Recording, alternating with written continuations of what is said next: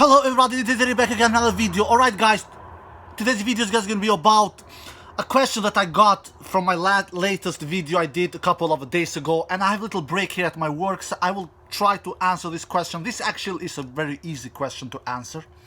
You need to give me a harder question than this, my tennis friends all around the world, because this I don't find it very hard explaining and answering. The question is, please do a video, can Rafael Nadal win the US Open 2022? And the bloody answer is yes, baby, of course he can. Why shouldn't he? Why couldn't he? He has won the damn freaking tournament 4 times and played 5 US Open finals. And US Open is his best tournament, his best Grand Slam tournament after French Open. We all know French Open has won it 14 times. And the best result after French Open is US Open in Grand Slam, in Grand Slams. And Wimbledon and Australian Open has won 2 times each. So, Rafael Nadal, of course, can win US Open, my tennis friends all over the world. Why couldn't he? Why shouldn't he? He is the Mr. Consistency machine. He's the player who almost never defeats himself. Yes, it has happened sometimes in rare occasions where he's defeated himself in some occasions. But mostly Rafael Nadal, he doesn't beat himself. You need to beat him, my tennis friends all around the world. He sends the message to his opponent across the net. He says that, you know what? I am here to fight. I'm a tennis warrior. I will fight like my life is on the line. If you want to take me out, if you want to take me on a flight back to Mallorca, you need to do one of your best matches in your life, especially in the best of 5-set matches. In a best of 3-set matches, it's a different story. There, it is a little easier taking out Nadal like we have seen in the past. But in a best of 5-set matches, it requires much higher quality, because Nadal, when it comes to Grand Slams, look at this year, man. Look at this year. He has not lost one single Grand Slam match in this 2022 season. We all know he won Australian Open, he won French Open. In Wimbledon, he took himself to the semi-final, which he couldn't play against Nick Kyrgios. But he has not actually lost a tennis match in Grand Slams in this year 2022 season. So, Rafael Nadal, of course he can win US Open, for God's sakes, my tennis fans all around the world. And some of you maybe say, but he just lost against Borna Coric in Cincinnati in the first round. Yeah, he did. And what does that say to what does that mean something? Does it mean something for you, my tennis fans on the world? It doesn't mean for me anything. You know why? Because I've seen this movie before. I've seen this Hollywood script before, where Rafael Nadal has lost matches before Grand Slams. And that doesn't mean anything. And if this was not enough, who did he lose to? Borna Coric, who had his week of his life. He was playing like a beast. He won 6 matches. 5 of them he won against seeded players. 5 of them he won against seeded players, and he actually lost only 1 set in 6 matches, Borna Coric. And guess who he lost that set against? Guess who he lost that set against? Do I need to mention his name? Do I need to mention his name? No, I don't need to mention his name, because you bloody know his name, and his name is Rafael Nadal. That was against him. He lost that one single set in 6 matches in Cincinnati, where Borna Coric won his first ever Master 1000 title, and his biggest title in his life. So Nadal losing in the first round. Technically in the second round, because he got a bye in the first round. But you know, in his first match, doesn't mean anything. At least not to me. Nadal is the man to beat at US Open. Nadal is the favorite at US Open. He is the #1 favorite. I don't care that Medvedev is the world #1. Medvedev is one of the weakest world #1s that we have seen. One of the weakest world #1s that we have seen. We have had a couple more weaker than him. Some world #1s in the past who has never won a Grand Slam title. One I remember is Marcelo Rios. He was world #1, if I'm not mistaken. He never won a Grand Slam title. Medvedev, he has at least won a Grand Slam title. He won US Open last year. Do I think Medvedev will defend his US Open title? No, I don't think so. I really don't think so.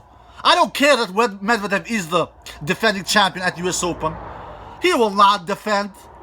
I don't think he will defend the US Open title. And let's be honest, my tennis fans all around the world, who do Rafael Nadal fear the most in a tennis match outside of clay courts? Who do he fear the most? Is it Stefanos Tsitsipas, whom his backhand he just destroys and breaks down? Is it against Mateo Berettini? I really don't get it. Some tennis fans around the world, they are super hyping Mateo Berettini. Mateo Berettini will never win. You hear it here. You hear it here. You heard it here first from me, Inter from Sweden. Mateo Berettini will never win a Grand Slam title with that horrible backhand and with that horrible returns. He will not. You don't win Grand Slam titles only with forehand and only with serve. And some of you can say, but Roddick did that 19 years ago when he won his US Open title and his only Grand Slam title in 2003. He had basically only serve and forehand. But Roddick had much better backhand than Berettini. Roddick had much better returns than Berettini. Roddick is a new version of... I'm sorry, Berettini is a new version of Andy Roddick. Just, according to me, a lighter version. The only thing that Matteo Berettini has better than Andy Roddick is the forehand. He has a bigger forehand than Roddick. I get it.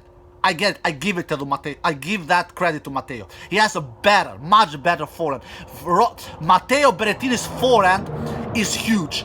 But other than... And serve. But the serve, Matteo's serve is not bigger than Roddick's. It is not.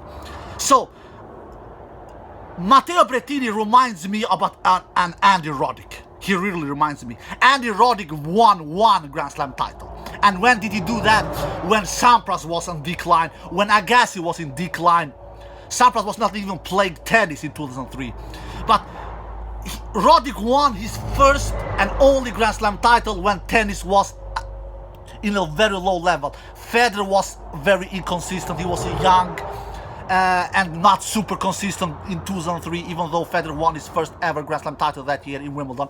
Anyway, Rafael Nadal, he doesn't fear Tsitsipas, he doesn't fear Medvedev, he doesn't fear Berettini, he doesn't fear Dominic Thiem, who has been on big decline the last 12 to 14 months and just came back from injury last month. Dominic Thiem. So Rafael Nadal, even though he's 36 years old, and that is super old in tennis terms, he actually is the man to beat. Rafael Nadal is reminding me exactly like Roger Federer when Roger Federer won his last Grand Slam title back in 2018, the Australian Open.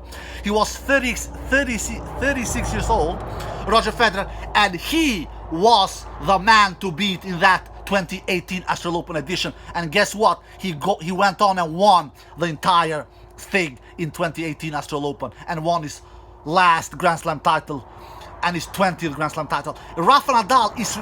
This kind of reminds me of the same kind of story. Rafael Nadal is the man to beat. You know why? Because Djokovic is not here. I don't care that Djokovic has won US Open less times than Rafael Nadal, 3 times, and Rafa has won it 4 times.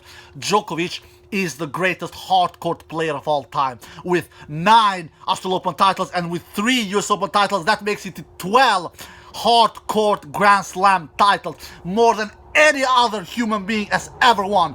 So Djokovic will not be there. I've lost all hope that Djokovic will be at US Open. I don't think Djokovic will participate at US Open. He just will not. He's not vaccinated. I've not heard anything about that he will be playing. So Zverev will not be playing. We all know that he's injured. So Medvedev is super inconsistent, especially this year. He has won only 1 tournament, Medvedev, and that has been a 250 class tournament. And Tsitsipas has not done much this year as well. Zverev is not playing. Djokovic not playing. Berettini will not win US Open with that horrible backhand and returns. So Can Rafael Nadal win? And Bonacic and PCB, they are new Master 1000 champions with their first ever Master 1000 title for both of them, Coric and PCB. But it is a different story winning Master 1000 titles and winning Grand Slam titles. That have we seen many times in the past, my tennis fans all around the world. They need to prove themselves in winning Grand Slam titles in Grand Slam levels, Coric and PCB. I don't think neither of them will win US Open. Neither Coric, neither PCB. I think Rafael Nadal is the man to beat at US Open. Alright guys, I hope you enjoyed the video. If you did, give it a thumbs up, subscribe, and see you next time. Peace!